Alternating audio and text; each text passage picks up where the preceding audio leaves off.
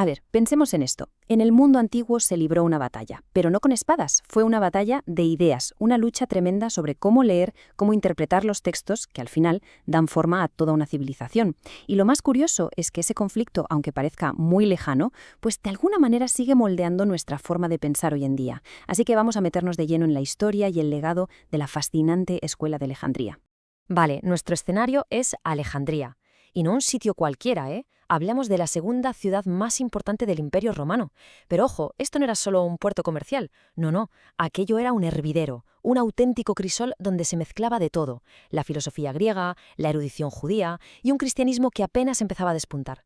Y claro, en esa mezcla pues las ideas chocaban, se encontraban y se transformaban las unas a las otras.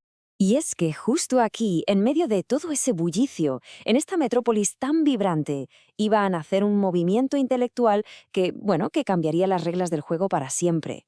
Hay que entender que Alejandría no era una ciudad más, para nada. La fundó el mismísimo Alejandro Magno. Tenía la legendaria biblioteca, imaginémonoslo. Era un imán para el comercio, para la cultura. Todo pasaba allí. Y por si fuera poco, fue justo ahí donde se hizo la Septuaginta, esa traducción de la Biblia hebrea al griego. Vamos, que se creó el caldo de cultivo perfecto, el ecosistema ideal para que surgieran ideas nuevas y muy audaces. Y de ese caldo de cultivo, ¿qué nació? Pues la Escuela de Alejandría. ¿Y qué la hacía tan especial? Bueno, pues su seña de identidad, su gran atrevimiento fue mezclar, fusionar la fe cristiana con la filosofía de Platón. Y esto llevaba a una idea potentísima. Los textos sagrados no se podían leer solo al pie de la letra, no. Había que buscar algo más, un significado más profundo, un sentido simbólico, alegórico. Claro, una escuela al final es tan grande como la gente que hay en ella, ¿no? Y aquí estamos hablando de dos auténticos titanes intelectuales que definieron todo este movimiento. Por un lado, Clemente, y por otro, su alumno, el genial y también polémico Orígenes. Venga, pues empecemos por el primero, por Clemente, al que a menudo se le llama el educador.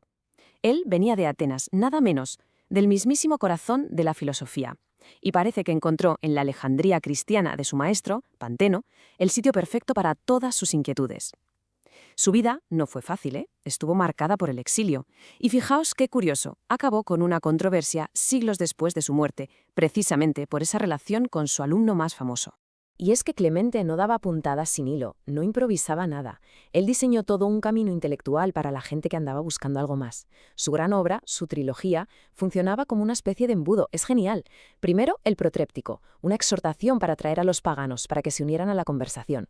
Después, el pedagogo, la formación, para darle forma a esa gente que acababa de llegar. Y ya al final, los estromata, la sabiduría, donde presentaba el cristianismo como la filosofía suprema.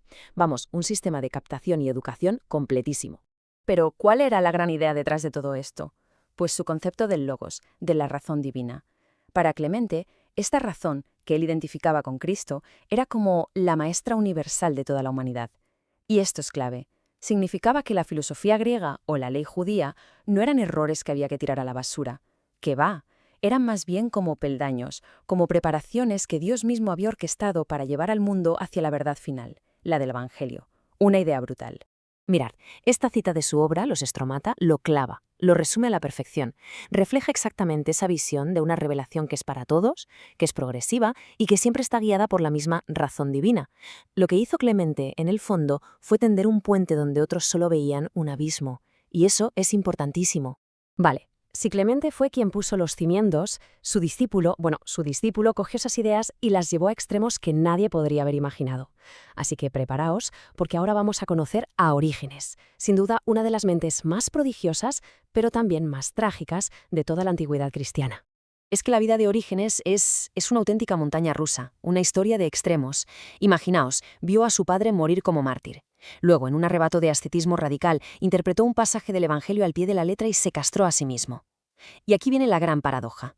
A pesar de ese acto tan literal, se convirtió en el mayor defensor de la lectura simbólica. Su vida siguió así, Fue exiliado por su propio obispo y al final murió por las secuelas de las torturas que sufrió en una persecución. Una vida brutal, que desde luego refleja la intensidad de su mente. Y para que nos hagamos una idea de la escala de este hombre, de su genio, basta con un solo número: 6.000. Según el testimonio de Epifanio de Salamina, Orígenes llegó a escribir 6.000 tratados. Se dice pronto, 6.000. Su producción fue sencillamente colosal, un auténtico monumento al intelecto humano. Y entre esos miles de escritos destaca su obra maestra, De Principius, o sobre los primeros principios. Y esto fue revolucionario.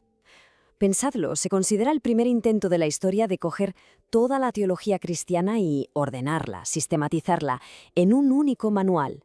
Orígenes se atrevió con todo, desde el mundo sobrenatural hasta la libertad humana, siempre con un objetivo: construir un sistema de fe que fuera coherente y a la vez racional. Pero si hay algo por lo que Orígenes ha pasado a la historia, quizás su legado más potente es su método para interpretar la Biblia.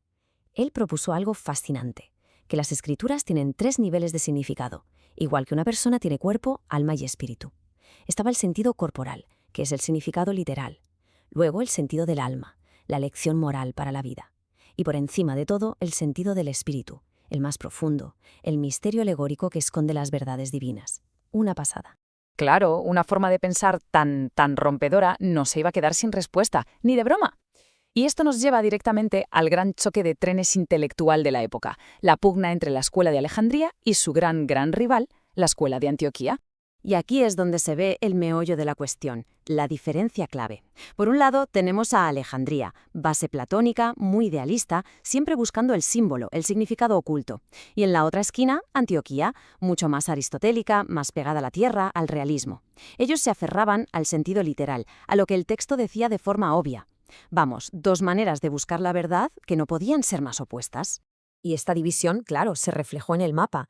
El pensamiento de Alejandría, por ejemplo, siguió vivo en otros centros como Cesarea, una escuela que fundó el propio Orígenes cuando lo exiliaron. Mientras tanto, Antioquía se convirtió en la fortaleza, el bastión del realismo, defendiendo a capa y espada esa lectura más literal, más pegada a la historia. Pero ojo, que nadie piense que esto era un debate académico sin más, una cosa de eruditos encerrados en una biblioteca. Para nada. Esto era un choque frontal sobre la mismísima naturaleza de la verdad. ¿Qué es la verdad? ¿Es lo que está escrito, palabra por palabra, o es lo que esa palabra simboliza? Esta tensión fundamental abre una grieta que llega hasta hoy y que atraviesa todo nuestro pensamiento, desde cómo se interpreta una ley hasta cómo se analiza un poema. Y todo esto, al final, nos deja con una pregunta flotando en el aire. Cuando nos enfrentamos a un texto importante, sea el que sea, ¿qué instinto predomina? ¿Somos más de Alejandría, buscando siempre ese significado oculto, esa alegoría? ¿O somos más de Antioquía y nos centramos en la palabra literal, en lo que está escrito de forma clara y directa? Porque esa batalla, que empezó hace casi 2 milenios, en realidad sigue librándose dentro de nuestra cabeza cada vez que leemos,